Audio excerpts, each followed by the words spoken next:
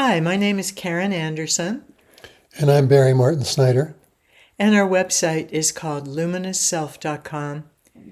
Welcome, we're glad you're here today. We're talking about entities and our approach to dealing with entities in the people we work with. We've been hearing lately that there's a whole lot of people looking on YouTube and elsewhere probably for people who will remove their entities for them. And we would like to share some things about our perspective on this and why we don't really recommend that as the most efficacious approach to dealing with entities. And let us tell you why. It's understandable that people would want to run to have an entity removed. When we first experience them, it can be absolutely terrifying that there's some malevolent agency outside of us that can attack us, attach itself to us, and affect our consciousness. That's unsettling, obviously. And the natural inclination and the necessary one is to somehow get rid of it. So we're going to discuss that today, but I think it's first to talk about what entities are, how they operate, why they come into our experience, and what's really asked of us in relationship to them. So entities are beings, as you probably know, that exist on a non-physical level. They're usually in the astral plane primarily. There's some that exist at higher levels, but the ones that really cause us the most immediate problems are fourth dimensional beings that are looking to cause mayhem and problems. They want to attack us. They want to feed off of energy that we release, discordant energies, especially fear. That's the Laosh, often is the word that they feed on. And so they come into our auric fields and attach themselves to us and typically do so, first of all, in the head centers. In the head centers, the crown, the brow, and begin to affect our consciousness.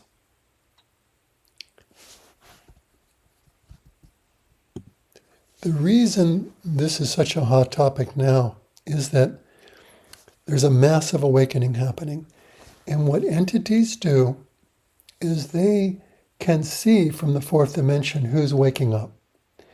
And when a soul starts to wake up and their consciousness pops up, they're seen at that level. And at a much higher level, there are literally fallen lords of light who want to be worshipped as gods, who these entities work for. And they seek to keep humanity in a limited, enslaved state to them, in disempowered, fearful states of self-forgetting. And so, as we wake up, these higher demigod type beings will send these cast of characters to influence us, to attack us, to cause us fear, etc. So this is happening to you. It's because you're awakening. And I think it's really important to have an essential reframe to begin with, and that is, it is number one, a sign that you are awakening, and it's a necessary step on the path. It's not a beside the point. It's not something that's a result of something we've done wrong. It's actually a sign we're taking the next step. These beings that live on the astral dimension or higher dimensions are drawn to those human beings in whom they sense more and more light. Because strangely enough, they're drawn to our light at the same time they feed off our fears and our other distorted emotional and mental energies. Let's talk a little bit about how they work. they typically place what's called a negative control line or a cord to some place, typically on the front or back of our chakras.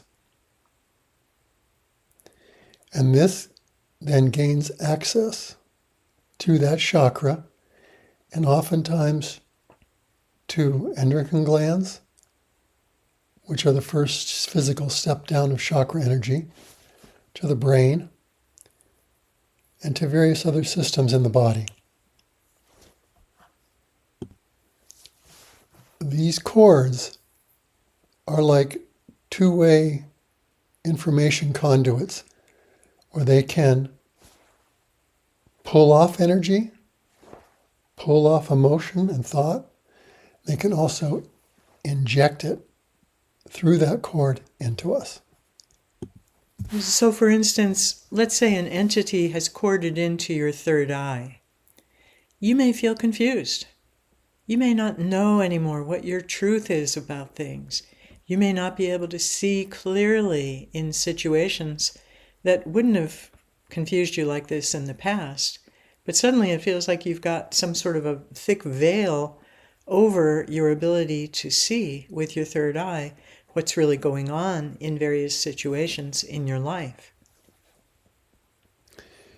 You may also begin to get the very dark thoughts, Right. really negative, limiting thoughts that would cause you to spiral down. Like, this is hopeless. This situation is beyond you. You're never going to get it. Very limiting, dark thoughts that are sent into, typically the brow chakra is a primary place, often through the back of the brow chakra, which is the will center. The 5 chakras in from the crown, from the brow to the sacrum, have a will center on the back and a receptive center on the front. So they'll hook into that will center so they can control that chakra. And that cord will be then the way they can implant these dark thoughts in there. And if there's a place in us that can agree with that, a little shred of a belief or identity or something that believes that is true, it hooks into that thought, that negative thought will amplify that, and it will seemingly let a mushroom out of control. Like we can get a firestorm of thought, negative thinking going on in our head. That is one of the signs that we may have an entity attached to us. So imagine that an entity has corded into your throat chakra. Would you be very easily able to express yourself, and especially to express your truth or your creative energy? Lots of people feel this one. I just wasn't able to speak my truth in that situation. I don't even know what my truth was. Let's say entities have corded into both the third eye and the throat. Then you're really starting to feel like you're shut down. You're not able to know what you know, and you're not able to say what you feel you would normally feel you would be able to say or want to say in any given situation. The throat chakra is a creative will center. Whatever we hold to be true and identify with becomes manifest through the throat chakra. If we have a belief in our own powerlessness and victimization, entities can attach to the back of the throat chakra and amplify that. That's why so often when they attach to people, they feel completely overwhelmed and helpless in the face of it because they're amplifying that consciousness dynamic that's held in that chakra. We can literally feel like there's nothing we can do about it. Overwhelmed, hopeless. And that's why most people run right away to try to get somebody to remove them. Yeah, it's kind of a double whammy because we're feeling overwhelmed by the energy of the entity, And if the entity is affecting a chakra that has to do with activating our will and our ability to deal with whatever life brings to us, that's going to hit us even harder. So for instance, imagine that an entity has corded into the back of your solar plexus. That would be the will aspect of your will center. Okay, solar plexus being all about your sense of your own power, your ability to meet what comes in life with strength and courage and a dynamic flow of energy. So if the back of the solar plexus is being drained by an entity, you won't feel like you can stand up to what's happening in your life. You're going to totally feel overwhelmed and have no idea how to get beyond it. You may try things like lifting more weights or doing more of whatever exercise you do, trying to get your yang energy going, but it doesn't seem to be having any effect. And conversely, if, let's say, an entity has corded into the front of your solar plexus, this is the part of us that receives other people's energy and processes it through. So if there's an entity attached to the front of the solar plexus, we may tend to feel overwhelmed as a way of life. Other people's energy feels so strong, and we don't seem to find any way to fend it off or to create a safe bubble for ourselves to live within. We might wish we could just go hide in a cave and let everybody else do what they're doing, because as soon as we go out into the world and in our job situation, at school, at work, whatever we're dealing with, we're going to feel that there are all these powerful people around us and that we are not measuring up at all, that we do not have the sense of empowerment within us to be able to deal with their energies. And so we collapse. So once again, entities are only picking up on what's already there within us. If a person were completely clear and completely illuminated and had no emotional mental stuff of any kind, an entity would have no reason to cord into them. There wouldn't be any food for them, or any loosh as they call it. It's like entities really are something that forces us to face any remaining victimization, any beliefs of disempowerment that we're still carrying. And so in this way, dealing with entities is really doing us a favor, because it's showing us what's still unresolved within our own system that's needing attention. They automatically bring our awareness to those spots, and they give us an opportunity to shift out of the identity with victimization and into a new sense of being able to deal with what comes. And that involves some learning and some awareness of how entities work and how we can counteract that. And ultimately, when we first encounter them, most people experience deep fear, even terror over entities, because they know they've been invaded on some level and have lost control on some level. And the understandable reaction of fear and victimization and overwhelm is normal. And that's why people run to find somebody to just remove these entities. There's nothing wrong with that. However, it's not a long-term solution. Here's why. We just got done explaining to you all the different things that are going on in the chakras that can attract these entities. There has to be a receptor site in us. And it's almost always fear and the belief in our powerlessness and victimization at whatever level this is occurring. And as long as we have that fear, that negative, attractive, magnetic charge of fear, that is exactly what that cord of that entity hooks into. It's its grounding site. If there's nothing there, as Karen said, nothing to hook up to. So, we can get somebody to clear that entity. We can have that cord removed as there is an implant, which is a an etheric mechanism that can hook into one of the chakras. We can remove that implant. Yep, we can do all that, and it's good. It needs to be done. But guess what?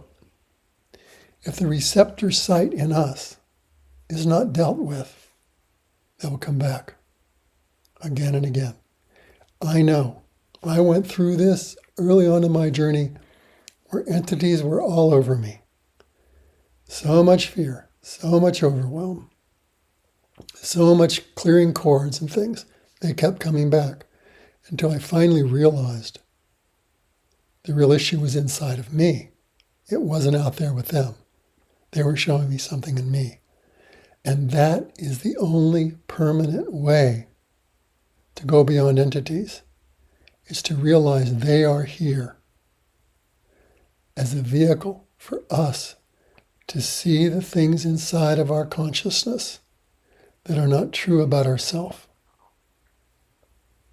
When we are fully realized in who we are, there's nothing out there that has any truth, power, or reality over us. Period. That's where it's going.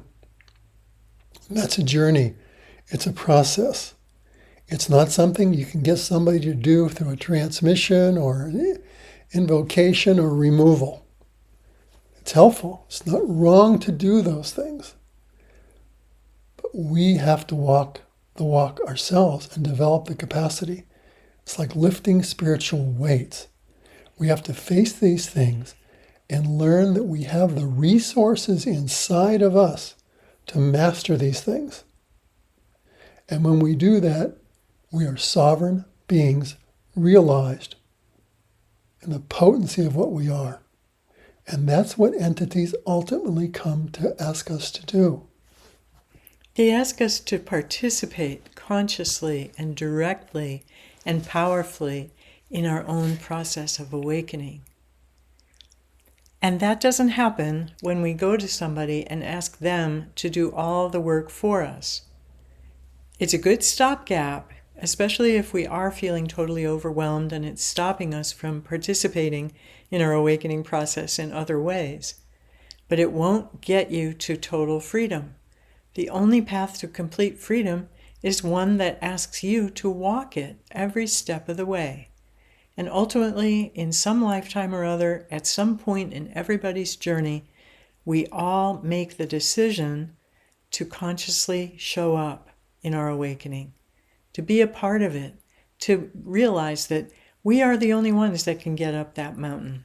We can't have somebody else carry us up and then claim victory at the top because we made it. It's walking up that mountain step by step that strengthens our leg muscles, develops our lungs, teaches us how to find our way over rocks, to ford the streams that we face. All the different the seeming obstacles, impediments, passages that we go on the awakening journey of fear, doubt, unworthiness, overwhelm, limiting beliefs, soul stultifying judgments, identities that come from past lives and childhood wounds. All these things are the passages that we need to walk through and receive the gift that they give us of developing divine qualities and characteristics and capacities.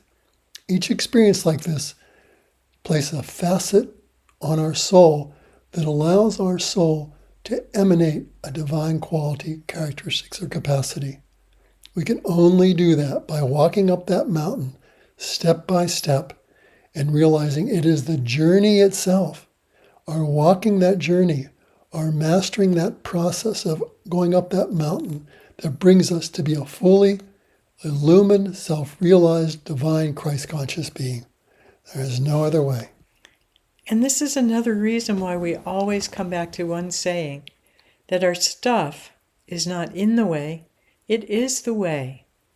It is exactly what we need to bring consciousness to, what we need to face and embrace in order to take our next evolutionary steps. So this is not just a clever saying, it's something that can become the way that you live. When you decide to meet everything that comes with as much presence as you can bring to it. And that's something that we don't get right away, and we cannot definitely get from somebody else. We live into it day by day, week by week, year by year, of realizing that, oh, okay, all of these things and situations and challenges in my life are not there by accident. There's nothing random about them. Each one of them contains a doorway to my liberation if I know how to walk through that doorway. That's what our work is all about. That's why we're here on the planet, is to help you find your own ways through the doorways that you face in your very life, exactly the way it is right now. If this resonates and you want to pursue this further, there's a lot more videos on YouTube that will give us more of the way we work with people and the energy that we bring forth. We've also written a book called Taking Off Overcoats, which is directly about how to deal with these inner things that we need to address, the emotions, the beliefs, the judgments, all the things that keep us from realizing who we are. We have some modules that are helpful. And mostly, if you really want to get this more quickly, connect with us. Do some session work with us, and you will learn these skills and gain these capacities. And we will have a lot more to say about entities in future audios, so stay tuned to our YouTube channel. We're going to be releasing another audio in the not too distant future, which will be a session in which we walk with a person who they dealt with an entity situation. So keep an eye out, stand by, and that will come by shortly. So we send you love and blessings. Yeah. Namaste.